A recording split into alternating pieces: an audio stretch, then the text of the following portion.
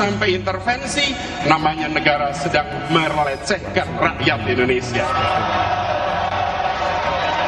Rakyat Indonesia sudah matang, rakyat Indonesia sudah mampu untuk menentukan kepada siapa kewenangan itu dititipkan, tidak perlu ada intervensi-intervensi. Terkait urgensi mengumpulkan ketum parpol di istana, Pak, karena itu dianggap cawe-cawe gitu, Pak.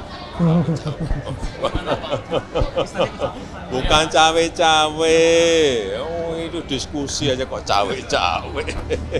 Diskusi, saya tadi kan sampaikan, saya ini juga pejabat politik, tapi bukan cawe-cawe. Urusan capres, cawapres itu urusannya partai atau gabungan partai. Sudah saya bolak-balik saya sampaikan kan. Jadi kenapa Anies Baswedan terkesan meradang dengan tudingan presiden turun gelanggang? Ya. Kita bercermin pada apa yang paling rasional yang bisa kita pakai untuk menghitung peluang dan kemungkinan. Kalau yang paling rasional itu survei, Bang Adian. ya memang tertinggal jauh Aniesnya. Hari ini misalnya kalau kita pakai survei hari ini SMRC ya, Ganjar 38, Prabowo 31, kalau tidak salah Anies 19. Ya dengan angka seperti itu ya wajar meradang. Jadi meradangnya tidak karena pertemuan itu menurut saya, tapi memang angkanya tidak naik-naik. Kami juga ingin menjelaskan gini, narasi yang berkembang akhir-akhir ini sepertinya ada misleading gitu, ada mispersepsi.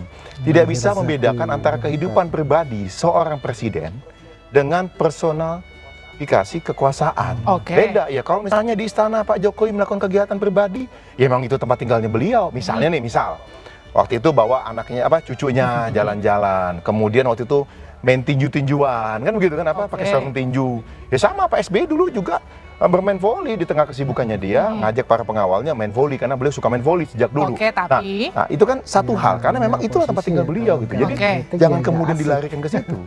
Tapi yang menjadi masalah adalah pada saat kita berbicara mengenai personifikasi kekuasaan, istana negara dipakai saat tidak lagi imparsialitas gitu. Tapi kan Pak Jokowi juga tadi menyatakan gini, maklumilah, saya juga politisi. Beda nih, beda.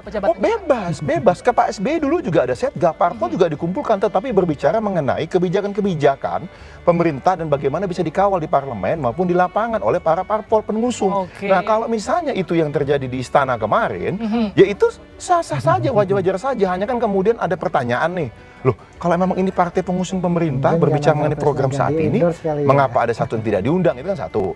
Yang kedua, kemudian ternyata Pak Jokowi sendiri yang mengaku, ya nanti kalau Nasdem diundang kan dia kan sudah beda koalisi. Bang Ade, memang ada konstitusi nanti ketahuan dong strategi dari koalisi yang lain. Ini kan bukan dari kami loh, ini Pak Jokowi loh bicara langsung loh. Saya merasa orang yang, ya boleh saya katakan saya turut bangga ya, mendengarkan penjelasan langsung dari Presiden Jokowi terhadap polemik perdebatan yang ada. Kenapa 6 ketum parpol itu diundang? Jadi saya mendengarkan karena pada saat itu kami diterima oleh Presiden P3. Presiden mengatakan, saya tidak membicarakan cawe-cawe, mengintervensi partai politik, tidak.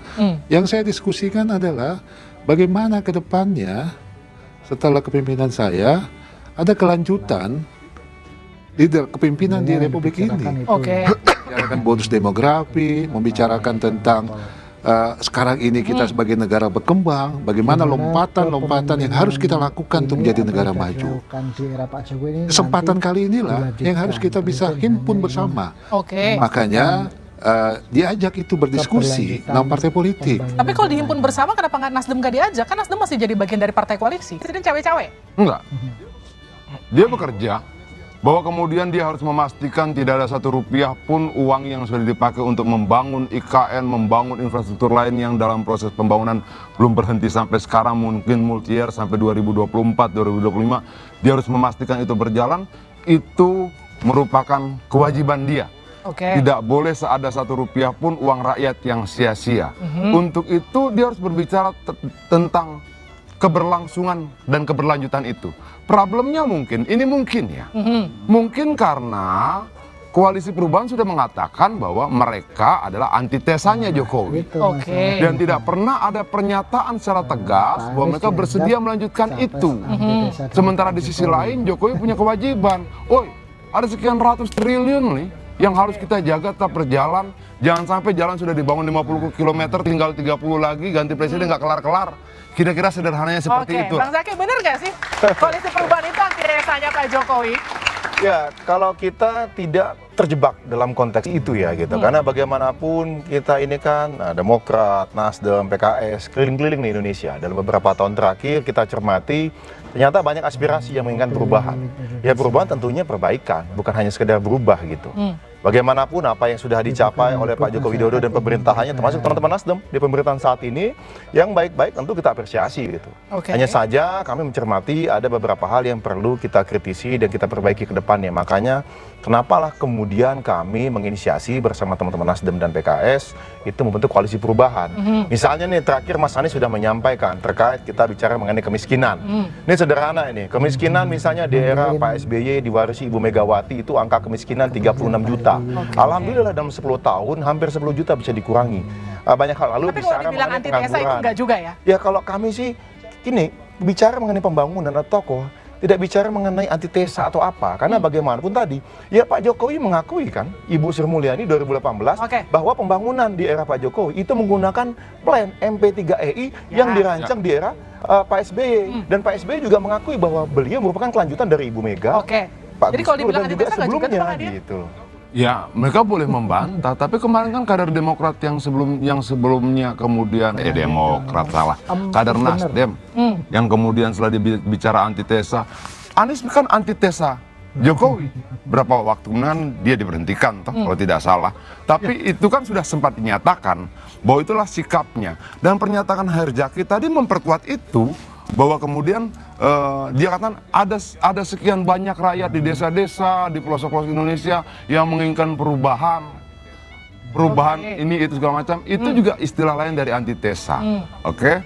Tapi kalau kemudian keinginan perubahan itu kita tabulasi dalam angka, berapa sih? Dan itu keluar dalam bentuk survei 19,7%. Kita adu dengan tingkat kepuasan pada Jokowi 82%. Assalamualaikum warahmatullahi wabarakatuh, sedulur gerobokan gokil semuanya. Nah itu tadi ya, video saling sanggah antara Bang Adian dan Bang Herzaki Mahendra dari Partai Demokrat soal Pak Jokowi yang kemarin kumpul dengan Ketua Umum Parpol di Istana yang disebut mereka sebagai cawe-cawe soal Capres 2024. Nah, meskipun Pak Jokowi sudah ngomong kalau Capres itu urusan Ketua Umum Parpol, tapi sepertinya para koalisi dari perusahaan ini masih ngeyel lah ya, dan tetap mengkritik pertemuan Pak Jokowi kemarin yang seolah-olah dianggap cawe-cawe soal Capres 2024 menurut mereka. Mungkin mereka meradangnya karena itu ya, seperti yang disebutkan Bang Adian tadi, bahwa kalau elektabilitas dari Capres andalannya yaitu Pak Anies nggak naik-naik. Dalam survei terakhir disebutkan, survei SMRC tadi ya, elektabilitas dari Pak Ganjar itu 38, Pak Prabowo 31, dan Pak Anies masih di angka 19%-an. Mungkin itulah yang membuat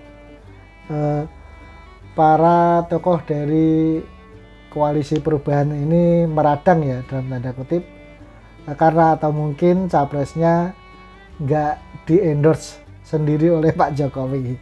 Nah, bagaimana tanggapan sedulur gerobokan gokil semuanya soal video ini? Silahkan tuliskan opinimu di kolom komentar yang tersedia. Terima kasih, kami pamit. Sampai berjumpa kembali di video menarik selanjutnya.